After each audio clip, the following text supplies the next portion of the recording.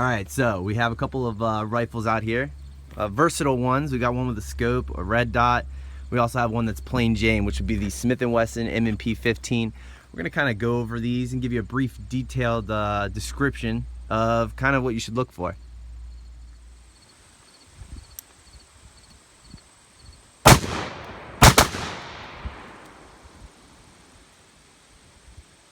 Put it off safety.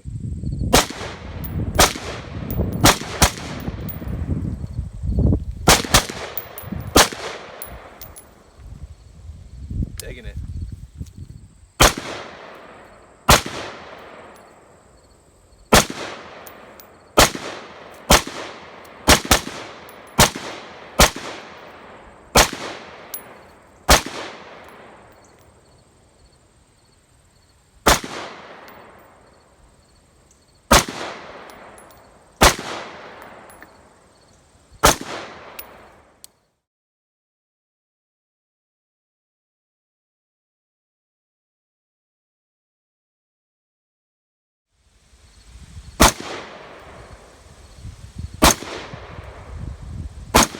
That was weird.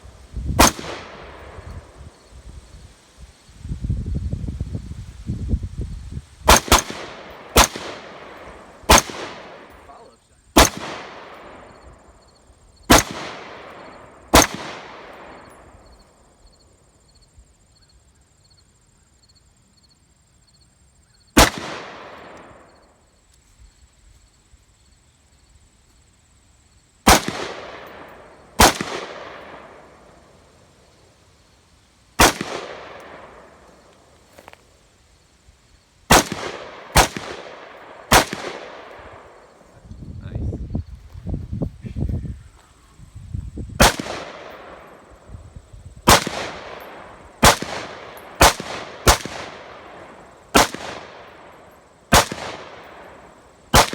There we go.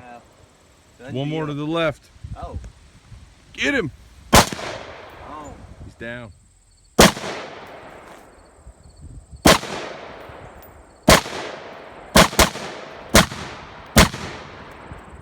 That thing is loud. Them last two sound like a hot load, man. I changed the ammos. Yep. All right, so we are gonna try something, a little science project.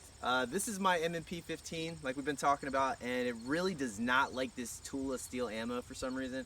In previous experiences I've had, it's really gotten hung up in here, and the extractor doesn't want to take it out for some reason. Victor seems to think it has something to do with the lacquer on the ammo. I think it's just dirty. Who knows? Let's see.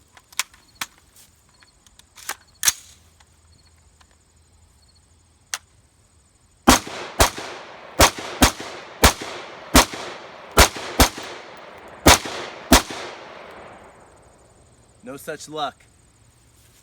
Maybe next time. Alright guys, welcome to the tabletop portion of our video. I'm gonna forewarn you, this is not for the initiated operators out there. So if you are a full-time user of an AR-15 and you get out there and you shoot every day and you're gung-ho about it, that's awesome, more power to you. But this is for the people that are 18 to whatever age, that are just kind of getting into firearms and branching out. So if you have some constructive criticism or something that I maybe left out, by all means leave it in the comments, let these guys know. But let's kind of keep it clean and keep in mind that this is for beginners.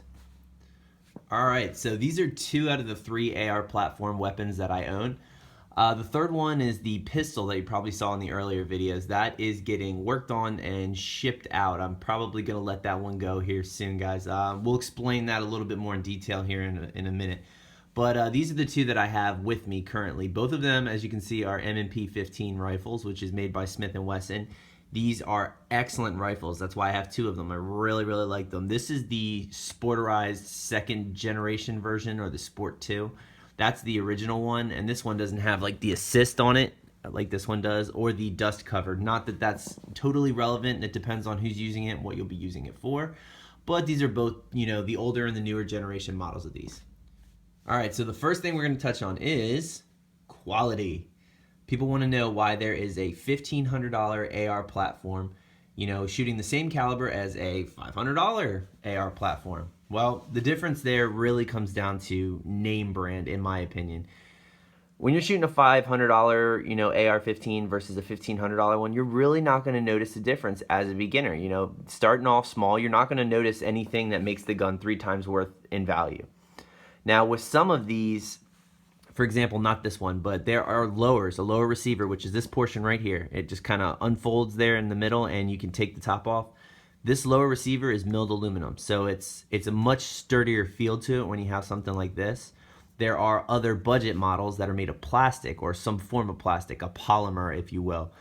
And I just honestly, personally don't trust those. Now, I'm sure there's guys that have had, you know, great success with those rifles, with the plastic receiver. Me, I'm not really comfortable with that. I'm not comfortable with the receiver being made of something that, you know, kids' toys are made of. That's neither here nor there. That is my personal opinion on it.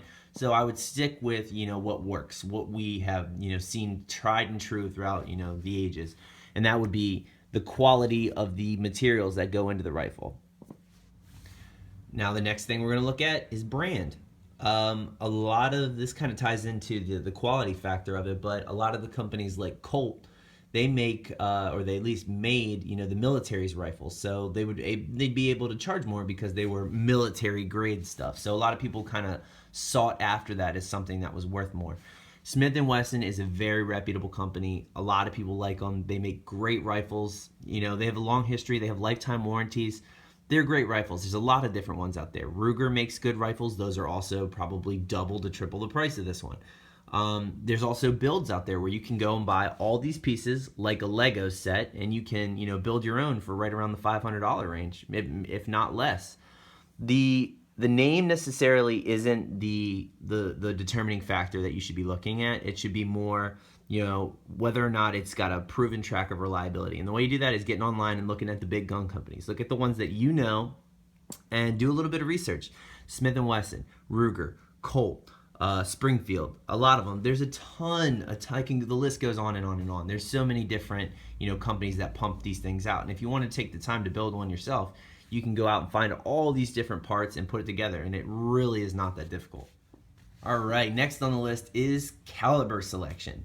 There are so many different calibers being made for these things nowadays that you can find probably, I'd say 70% of the calibers in existence for this thing. That's slightly exaggerating, obviously, but you can really kind of go in there and really look around, and you can find an AR that shoots 7.62 by 39, which is the AK-47 round. 22, they have some that shoot 50 Beowulf and 308. It really just depends on what you're using it for. The standardized AR-15 caliber round is the 223/556. Now, when you're looking at those, that's something that's important to note. When you're buying your first AR, the one thing you want to note is what it shoots, what caliber it shoots in. Here, let's see if I can do this without showing you the serial number here. But the one thing that you want to note on these is what they're chambered in. So like right here on the barrel, if I can focus in on that, it says 5.56 NATO. And the way that works is that 5.56 NATO is a more powerful, you know, at least powerful cartridge from the sense of 223.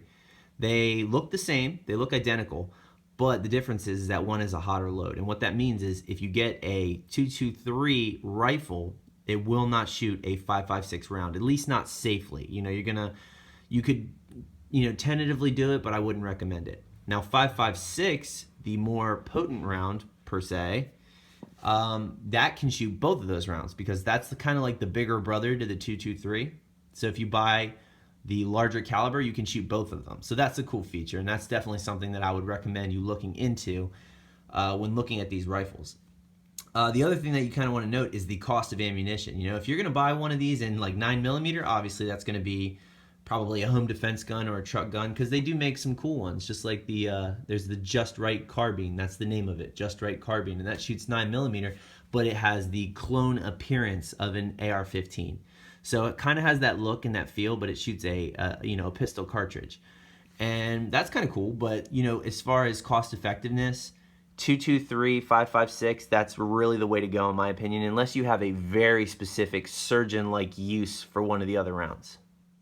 All right, next on the list, intended uses. So that's something that you really have to, you know, think about going in, what you're going to use this for. What reason are you purchasing this rifle? Are you buying it because it's cool looking?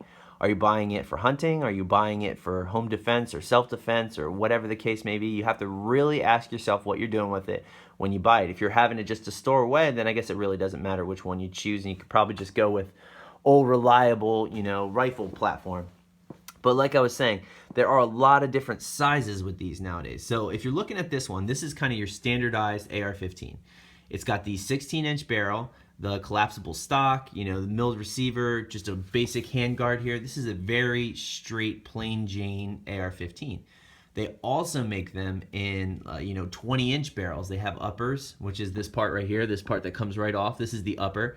And when you get this, if you buy complete upper, you can get it with a 20-inch barrel, and a lot of guys like that for long distance shooting. With those longer barrels, you get more accurate groups when you're shooting with those. So if you're using it for hunting, or you want to play sniper rifle in the desert or whatever, a 20-inch barrel may be something you might look into. This one is more of a 200 to 500 yard kind of rifle.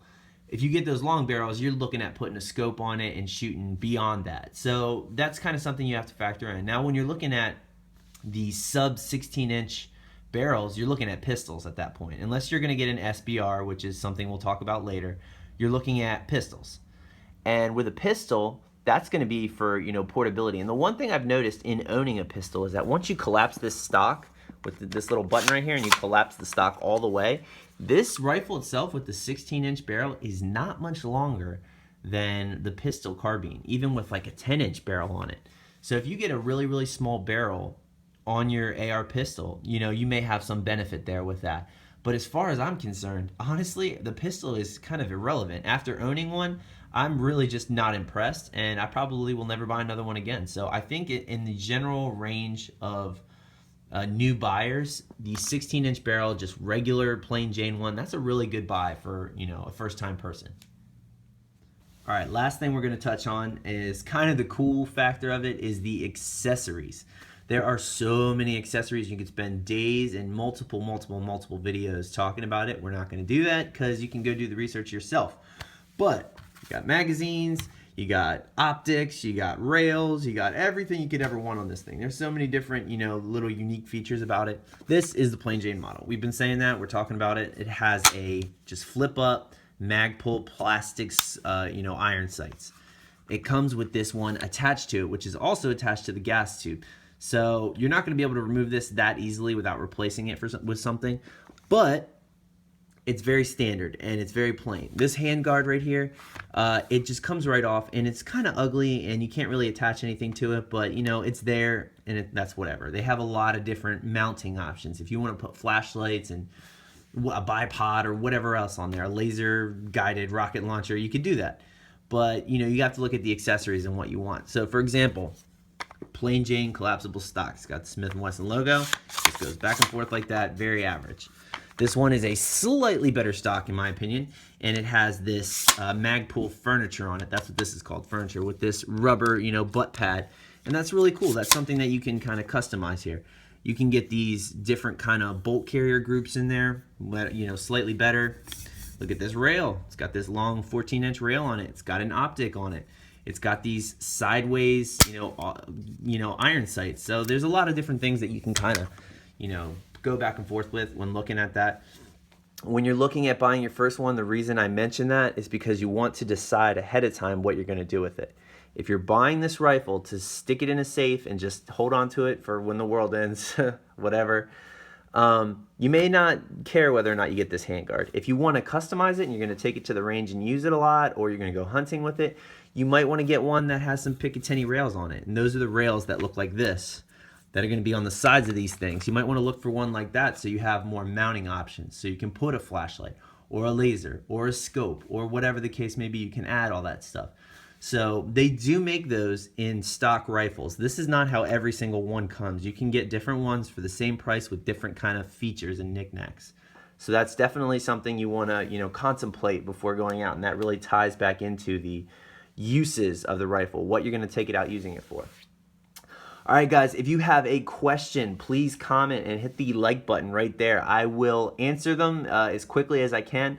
Guys that are on the channel, guys that subscribe, make sure you help me out. Fill out some of the if somebody asks a question and you have an answer to it, by all means, give them an answer. I will do my best to answer in a prompt time. So make sure you're leaving messages. Later.